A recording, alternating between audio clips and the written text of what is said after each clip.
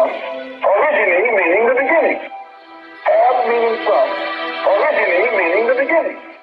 Ab meaning from, originally meaning the beginning.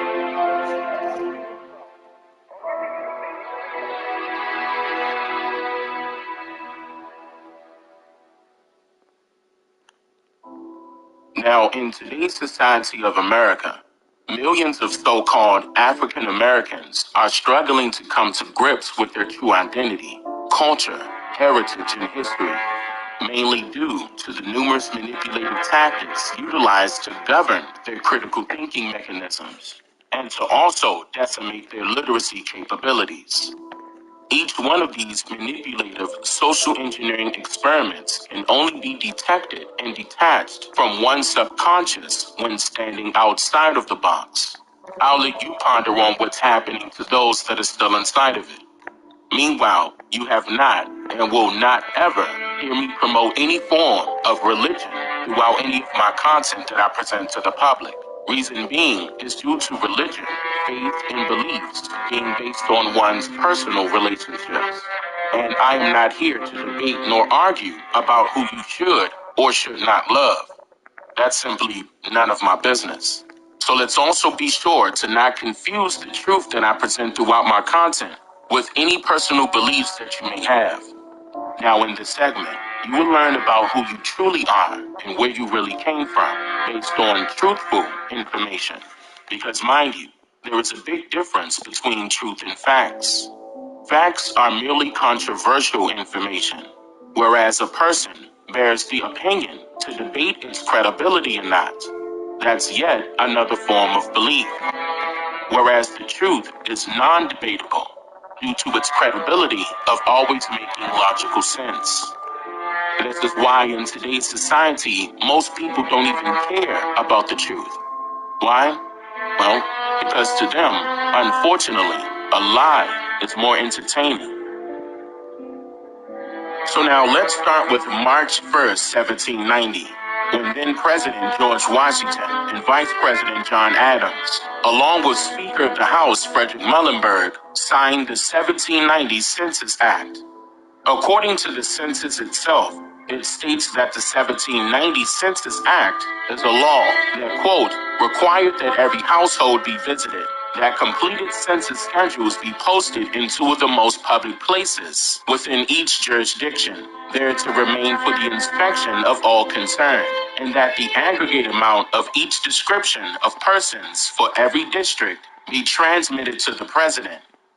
So let me point out that some households, not all, were visited by these individuals entitled as census enumerators, also known as census takers, who are technically federal government unsupervised employees who allegedly went from town to town, city to city, and door to door, deciding who was of what race, and then documented the family they meet as such. So you mean to tell me that these census takers were provided instructions by way of the government to document and record the ethnic category of various family members based on their perception of the family when they visited? And their opinions were considered to be official historical records of information? Even though they did not count every individual living within the United States due to the multiple indigenous Niji raids and rebellions occurring during this time period, the alleged first official census of the entire United States was implemented on a day dubbed as Census Day on August 2nd, 1790. See now, what's very important to note here is that the quote, free people of color were recorded all in one group. And also note that it states free and not freed, as if they were freed people from some form of enslavement. I go into more detail about the census labels in the documentary that I'll link above right now. But I said all of that for a particular reason, and that is, the official 1790 U.S. Census population count was a total of 3,929,214 people. But keep in mind that this total amount did not reflect millions of people who were indigenous to North America. aka Turtle Island, meaning they did not come from another continent, nor did it reflect the accurate total amount of so-called slaves in North America. Why? Well, the U.S. Census Agency themselves admitted to not possessing the majority of their official historical records of information that was allegedly documented between the 1790 U.S. Census and all the way up to the 1830 U.S. claim that these records were lost or destroyed somehow. See, this was all purposely done for two reasons. A, to hide the truth about the real history surrounding the U.S. and slavery. I mean, generally speaking, you can literally prove to yourself that your ancestors were slaves or not by documentation. You can check and see if your ancestors came off a boat.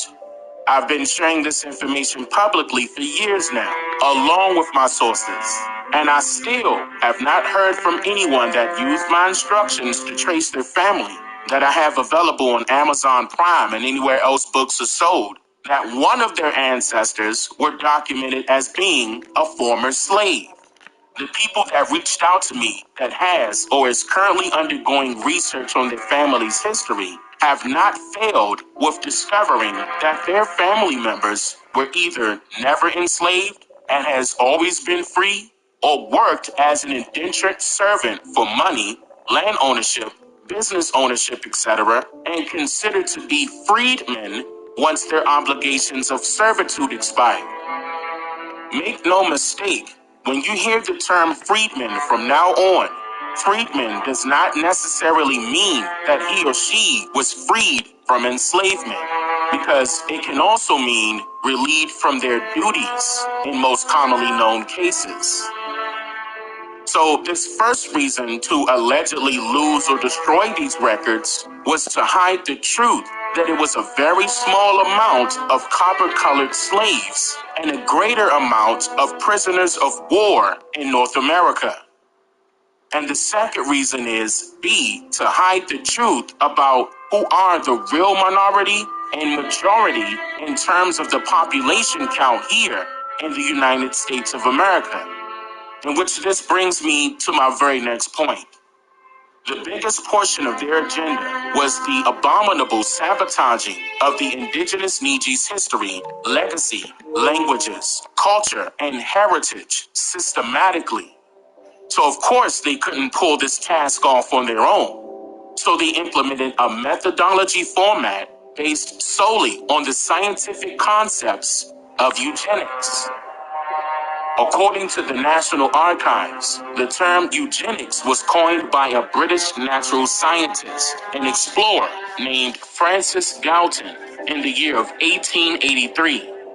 Now, there are two sides to every coin, so I'll be sure to flip each side over, and I'm not theoretically speaking here. Eugenics was implemented to help improve one selected group of people and their future generations to come, to overtake and oversee yet another set group of people and their future generations by way of extermination of their mindsets. This rabbit hole goes much deeper than one may assume. Allow me to simplify the explanation of this paramount method utilized by the likes of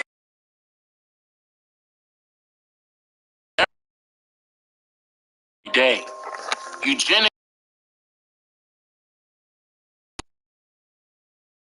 been thought of previously before this selection was carried out upon him or her. According to Francis Galton himself, this system would allow, quote, more suitable races or strains of blood a better chance of prevailing speedily over the less suitable, end quote.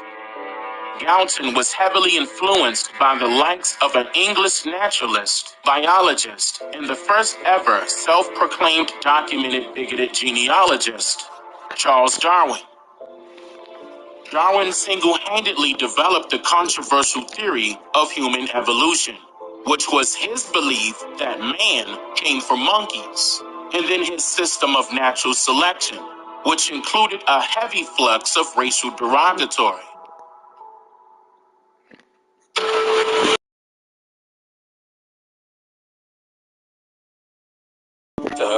introduced origin of species by natural selection and the favored human races. Did you know that today they only report half the title that Charles Darwin wrote? His title had to do with favored human races, assigning supremacy to the Aryan race, all others being inferior. How many knew that? Only a handful. His book was racist, and that was the basic purpose for writing it.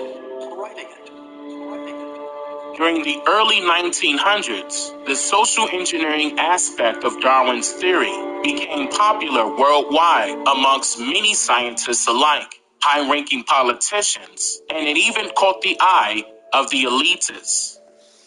More about this in the second installment concerning this topic. But I mention all of this to inform you that they played a prominent role in elevating the advancement of eugenics, specifically for the sake of their own race, disguised as if this was for the benefit of all humanity at a cost of whatever they desired. They were religiously following this formula or rule, dubbing it as survival of the fittest.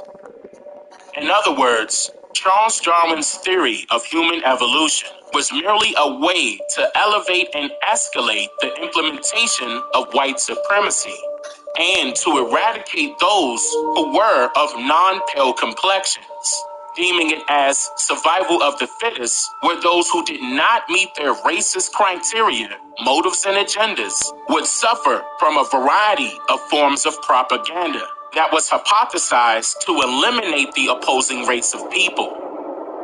Eugenics is literally a modernized pseudoscience that was based merely on racial discrimination and environmental injustice, socially, physically, and mentally, but became prosperous still due to its popularity of praises from those who gravitated towards inequality and racial estrangement. On the date of September 25th, 2008, in a statement made before the Senate Committee on Indian Affairs by Representative James P. Morin on the grounds of the Thomasina E. Jordan Indian Tribes of Virginia Federal Recognition Act, Morin stated, quote, "This is a travesty that this committee can correct. The second unique circumstance for the Virginia tribes is what they experienced at the hands of the state government during the first half of the 20th century. It has been called a paper genocide. At a time when the federal government granted Native Americans the right to vote, Virginia's elected officials adopted racially hostile laws targeted at those classes of people who did not fit into the dominant white society. The fact that some of Virginia's ruling elite claimed to be blood descendants of Pocahontas, in their view, meant that no one else in Virginia can make a claim they were Native American and a descendant of Pocahontas' people. To do so would mean that Virginia's ruling elite were what they decreed all non-whites to be, part of the inferior Negroid race. With great hypocrisy, Virginia's ruling elite pushed politics that culminated with the enactment of the Racial Integrity Act of 1924. This act directed state officials and zealots like Walter Plecker to destroy state and local courthouse records and reclassify in Orwellian fashion all non-whites as colored. It targeted Native Americans with a vengeance, denying Native Americans of Virginia their identity. To call yourself a Native American in Virginia was to risk a jail sentence of up to 1 year. End quote. Now, in this statement, he used the term Native American, but the truth is that our identities were changed not from Native American, but from Indian to colored. And they were not only jailing people in Virginia for claiming their true identity, but they were also killing them by hanging them from a tree and in more ways than one that I won't mention. in each state across North America. The biggest, bigoted, racist, white supremacist of them all was none other than Walter Ashby Plecker. The Plecker era was truly one of the darkest times for Native people in Virginia. But I think it's critical for us to think about what was the genesis of the ideology that Plecker was a proponent of. And it's really the eugenics movement. The eugenics movement was a pseudo-scientific movement. We say pseudo-scientific today because we find that the science that they were proposing is not what we today would honor as scientific in any way. The eugenics movement has a direct link to the descendants of Charles Darwin. They somehow made the leap to these notions about racial purity. What is best for each race is racial purity. Plecker and his friends convinced the Virginia legislature to adopt very restrictive legislation in 1924. It's called the Racial Integrity Act. With this legislation, it was decreed that there were only two possible categories. One is white, which means a person you check that you're white if you have white ancestry, Caucasian ancestry, and absolutely nothing else. The other category is everybody else, and that's colored. So this was very hard on Virginia's indigenous community because, in a sense, it wipes away their identity on paper. Their ability to describe themselves as Indian was not possible. To describe themselves as Indian was not possible. Keep in mind that our elder family members' birth certificates were changed multiple times to state colored, Negro, mulatto, and now Black or African American as their classifications of racial identity by way of the federal government systematically. So the moral of this segment is that you have been lied to by your government, your president and politicians, your news media, your school teachers, college and university professors, your public school history curriculums, multiple out of Africa theory books, and even by the very people that share the same hue as you and I. And that's a whole nother story within itself. Now, I challenge each and every one of you to seriously research your mother or your grandmother or your great-grandmother's birth certificates right now. And if it has the letter C or COL dot or colored and every other misclassified title of race created by the government that I just mentioned, then at that moment, you will know the absolute truth about who you really are. Through compulsory educational institutions, vulnerable children were taught as young students about the topic of U.S. history, a mandatory learning curriculum. These young students were forced to study and comprehend all information provided by their teachers concerning this topic, to pass multiple tests and possibly graduate toward the next grading level. Without strict supervision at home from their parents concerning what their children learned in school, these students eventually became adults that were indoctrinated with detailed information about U.S. history, which they now believe is the absolute truth without any doubts or room for questioning its accuracy or validity. This type of social engineering experiment systematically manipulated millions of Americans' mindsets into a one-directional belief system, to the point where the offspring of the indigenous Neji, who are misclassified today as African Americans or Black Americans, will believe that their direct ancestors were somehow captured by anonymous European Caucasian sailors from random parts of West Africa and then forced forcefully migrated to North America to work as slaves for foreigners from another continent. This folklore is commonly known today as the transatlantic slave trade story. However, essential details of this story did not happen the way that we were all told by strangers in school. Not only was this deceitful story drastically manipulated and even exaggerated by design, but it was also told to us in reverse. This book is made available to order June 30th.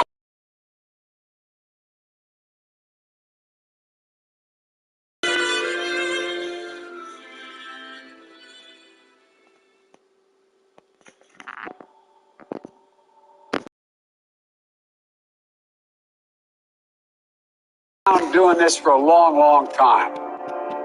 I don't always get it right, but I always take responsibility. When I get it wrong, I acknowledge I got it wrong. But my overarching objective, if we cannot make significant progress on racial equity, this country is doomed. It is doomed, not just because of African Americans, but this country is doomed. It is doomed, not just because of African Americans, but because by 2040, this country is going to be minority white European. You hear me? Minority white European.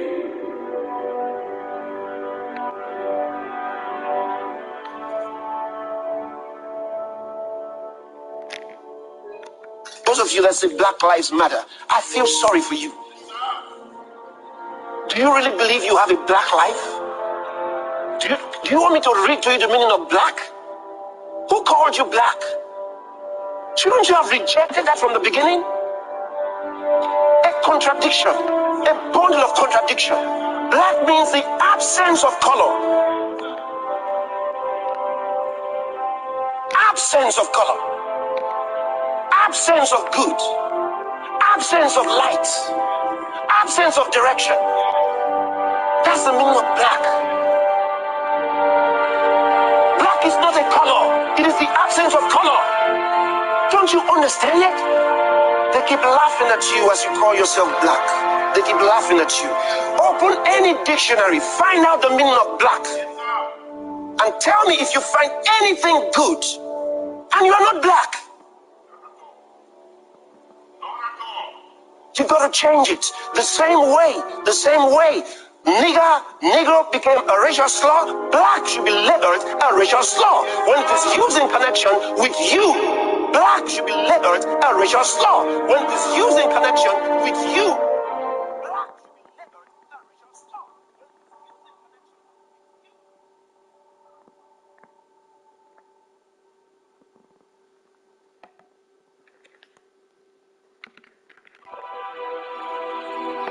Throughout today's society of America, millions of so-called blacks or African Americans are settling for a complex description of their historical ethnicity based solely on the fictitious thoughts of particular strangers who were assigned with the responsibility of documenting a person's classification of race by the color of their skin in which they see, or their best personal opinion of what an individual should be generally racially classified as.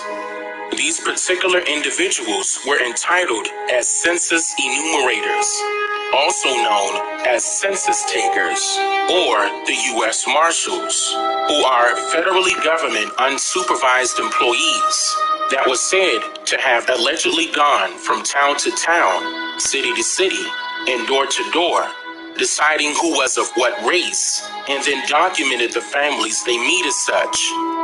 The marshals, or the census enumerators, had and still has a mammoth amount of influence on genealogy records. In fact, what they informally documented on a sheet of paper was literally based on their individual opinions, and then later deemed as official records that were sacrosanct, leading to hundreds of years of whatever the census takers' ideas of race were, officially credited as historical facts of information. So, in simpler terms, these census takers were provided strict instructions by the government to record the ethnic category of various family members based on their perception of the family when they visited. So if you are attempting to find and interpret data about your family's history, these results can be confusing, especially if in one census your family has been recorded under the category all other free persons or slaves, and then free persons of color, then mulatto, and even black. Earlier years of census taking, there were no categories for Indian at all, while in later census records, Indians were recorded all in one categoric group known as Free People of Color. Most census of today are mysteriously skipping the classification of race altogether, meaning that this particular portion of a birth certificate, for example, is purposely left blank, but only for people ranging from light to dark brown skin complexions. In part one of this segment, I shared congressional records uncommonly known by the public that details the truth about census records and why the choice of your family's classification of race was solely up to the individual census taker of that particular area and not your family members.